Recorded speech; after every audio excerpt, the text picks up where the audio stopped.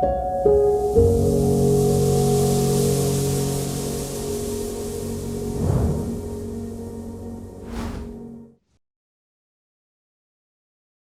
chair of the session, Professor Parveen Hassan, distinguished colleagues, ladies, gentlemen, Assalamu alaikum, good morning. Grateful to be here, and I thank the organizers and volunteers for working tirelessly to make this event happen. I should start by noting that the Bangladesh Revolution of 2024 has not marked some of the usual boxes for modern South Asian history. And first, it did not rally around the iconic figures. Number two, it did not flourish by glorifying or vilifying historical time stamps like 1971 or 1947. Thirdly, this revolution, or rather the revolutionary actors, were not weighed down by the idea of identity politics, whether Muslims, Bengali Muslims, or Bengal Muslim first or Bengali first, as Professor Mushtaq Khan was suggesting this morning. And fourthly, they did not suffer from the problem of self-doubt, making them unable to think and act clearly, to perform, practice, and to bring about changes.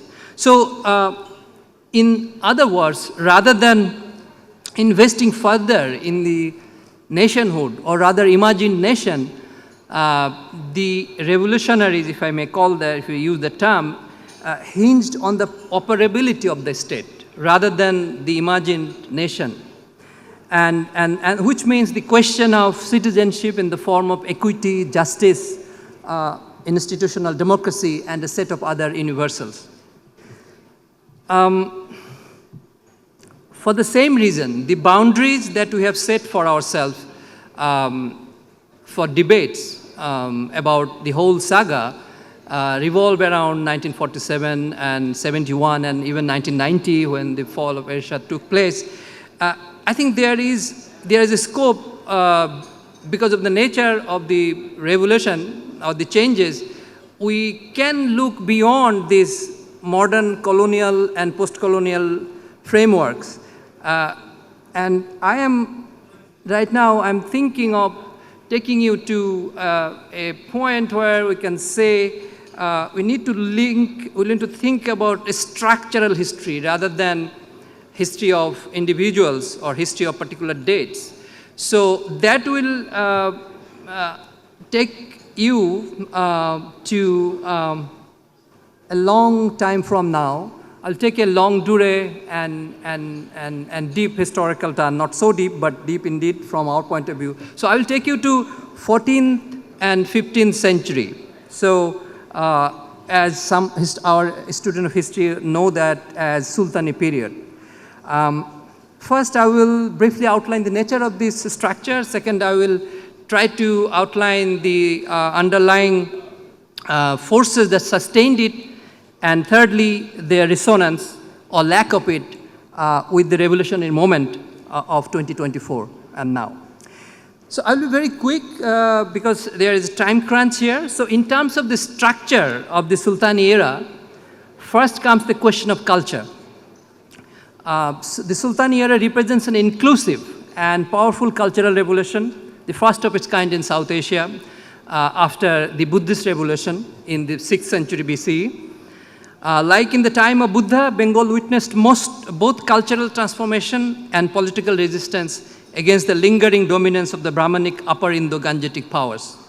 A dynamic, synthetic language developed, incorporating Sanskrit, Pali, Arabic, Persian, and vernacular elements, producing a vast literary corpus.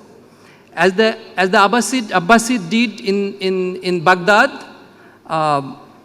with the Greco-Roman knowledge, through translation and interpretation, the Bengal sultans patronized the same with the Sanskrit corpus, commissioning translations of Mahabharata and Ramayana, among many others, literary works. And in fact, the cultural production took almost an industrial scale, if you say so. The ethos and power of the Bangla cultural linguistic complex were so profound that in the early 17th century, poet Abdul Hakim could argue that anyone biased against Bangla was rootless without an identity. Yet, the notion that persists even today is that Bengali Muslims suffer from an identity crisis. This persistence of the idea that Bengali Muslims are suffering from identity crisis is because our interpretive lens is modernist. Compared to the inclusive and cosmopolitanism of the Sultani era, the Bengal resistance of the 19th century was a colonially coded, narrow-based phenomenon. Similarly, in light of its scope and aspirations, the 1952 language movement appears as a mere residue of the Sultani linguistic revolution. The second aspect of the Sultani historical structure is the civil society. I know this term might be problematic to describe what was happening in pre-modern times, but nevertheless, I am using this term to convey the idea of groups that enjoyed relative autonomy from the state. So in that light, one such force was the Sufis, of course, most of us know, who addressed the spiritual and social needs of a growing Muslim and often non-Muslim population on the margins of the society. Sufi-centered communities thrived around the Khanqa, which combined at least 4 elements of social organizations: mosques, madrasa, shelter for travelers and the homeless, and charity. Other activities included maintaining bridges, water tanks, and often even sometimes small river ports. So Sufis were not all hermetic. They were at the center of the social activities. And together these represented a spiritual, moral authority that blended religious, social, and economic functions as much as probably as better socially embedded and organic institution of well-being than today's NGOs in a way. Another component of civil society during Sultani era was the Vaishnavites, who among others Sri Chaitanya can be seen as a civil society leader. He had direct access to the Sultan but retained his autonomy. Thirdly, there is this question of justice, and as we all know these semi-legendary anecdotes that Sultan Ghiyasuddin Azam Shah, who while playing polo accidentally killed a widow's son, the widow sought justice and the Qazi summoned the Sultan to court. Reportedly, the Sultan appeared as an ordinary defendant, accepted admonition and compensated the widow. Whether this exact incident took place or not, the story reflects an aura of the time. The people at the margin trusted the judiciary upheld the trust, and the idea of separation of power was not strange or foreign. Even the highest authority was not beyond moral compass. Now, in terms of economic vitality that underpinned the Sultani era, I would just note that by the late 16th century, the Delta provided about 40% of India's revenue, roughly about 5% of world GDP, an extraordinary figure. And Adam Smith actually praised in his Wealth of Nations the Bengal's rivers for underpinning this such prosperity. Now, the big question is, what sustained this 2 centuries of Bengal structural development of Bengal in 15th and 16th century, 14th and 15th century? There might be a number of reasons. One would be what I'd be calling Delhi deterrence. And actually, although it sounds very academic, but most of our undergraduate students in history know that this is not a new story. So the Delhi deterrence took place, manifested in several ways. One was, of course, in the 14th century, Samsuddin Ilyas Shah united the Bengal Delta as a whole and called himself the Shahi Bangala, and he dealt a strategic blow to Firoz Shah Tughlaq from Delhi in a monsoon battle in Malda. And this resulted in the treaty that kept Bengal beyond Delhi's reach for the next 200 years. This gave way to the development of a Bengal polity and geopolitics of its own. How did that look like? In Arabia, a Bengal Sultan endowed two major madrasas. By madrasa, I mean higher education institutions, like in University today, in Makkah and Medina, known as Bengal Madrasa, considered the counterflow. Some of them might be thinking, oh, Bengali ideas are flowing so much into Saudi Arabia, we're getting problem there, maybe. They also funded the upkeep of Arafat stream there. Then this large Waqf endowment served both piety and geopolitics, asserting Bengal's independence and direct links. With China, the Bengal Sultanate became a key partner in the Ming world order. Lavish tributes and emissaries were exchanged. Admiral Zheng Ho visited Bengal at least twice, stopping in Chittagong and Dhaka. As arguably the most powerful admiral of his time, Zheng He's presence was a clear statement of Bengal's strategic strength vis-a-vis Delhi. So I think I have to cut it down. Now to conclude, actually, I will conclude by saying that the Delta's ecology was central to sustaining Bengal's independence. For Delhi's rulers, it marked Bengal as the other of the Indian mainland. Firoz Shah Tughlaq in 13th century, early 14th century, he was unable to penetrate the riverine defenses, ultimately conceded Bengal's independence.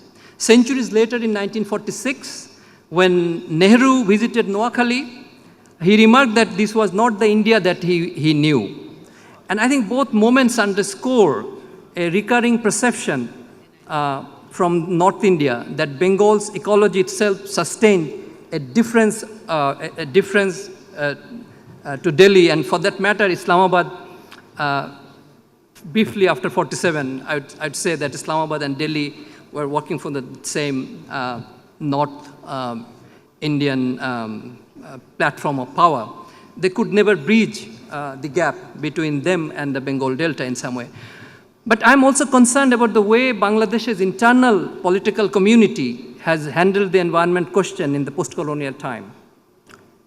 At the time of the partition in 1947, Bangladesh had about 56,000 cubic meters of fresh water per capita, whereas India was left with only 5,000 cubic meters per capita.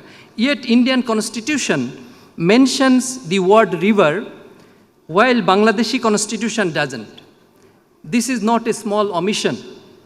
If you think deeply about the circumstances leading up to the framing of the constitution of Bangladesh in 72 ahead of the commissioning of Farakka.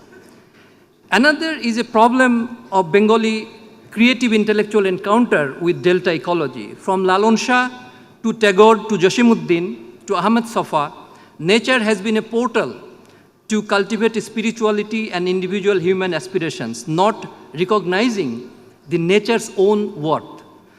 Overall, the intellectual and political tradition in colonial and post-colonial Bengal has failed to reconcile between political ecology and creative and intellectual pursuit. This is exactly why ecology remains outside of the Bangladesh public sphere. The fact that post-revolution Bangladesh didn't see an environmental commission or a mention of this in the July Charter is a reflection of this lacuna embedded in the colonial perceptions of nature. For example, while Haji Shariatullah was fighting for Bengal Delta's peasantry within their ecological basis of life and livelihood, Lalon Shah was set out on an abstract spiritual quest that hardly resisted the violence and exploitation of colonial order. Not much later, when Maulana Bhashani was struggling to save the riverine delta's ecology for the survival of the poor and the marginals, Professor Abdul Razzaq did not even mention Farakka in his much noted State of the Nation lecture on water. So I hope in the days to come, the relatively new Bangladesh will find a way to reach a common ground on the delta's ecological questions.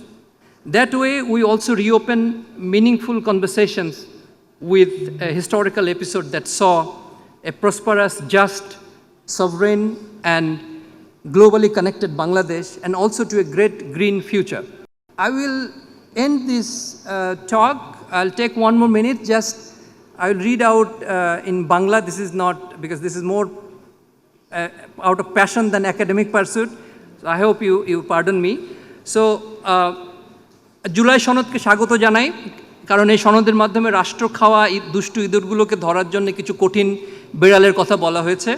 সমস্যা একটাই, এই আকাঙ্ক্ষা ও আইনের বেড়ালগুলো যখন ইঁদুর বিরোধী অ্যাকশনে যাবে, তখন যদি টেবিলে ঢাকনা খোলা তাজা দুধের বাটি থাকে, বেড়ালের হ্যাডম তখন কোন দিকে যাবে?